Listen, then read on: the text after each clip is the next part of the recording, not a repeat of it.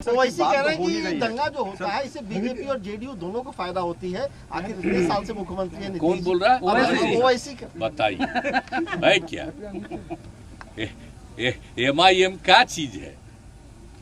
वो बिल्कुल जो केंद्र में है रूलिंग, उन्हीं का वो एजेंट है। समझ गए कि नहीं? अब उसको दे दिए हैं। अब कितना छपता है बोलिए? आप जरा बताइए कि जिन जिन पार्टियों के बड़ी संख्या में MP हैं उनका कोई न्यूज छपता है? आप बोलिए इसका कितना न्यूज छपता है देश भर में? आप जरा बताइए। तो इसी से पता चल जाता है कि एजेंट किसका है, कहाँ न्यूज छपता है, कहाँ का रहने वाला है, और यहाँ क्या उनका है, कुछ है। तो ये तो बाजाबता उनके खास है। और जानबूझ करके कहा कि कुछ हम लोगों पर भी बोलते रहो हल्का फुल्का, लेकिन बाद में वही है, उस पर तो कंट्रोल है। हमसे तो मिलना चाहता, मना कर देंगे, सवाल ही नहीं पैदा होता।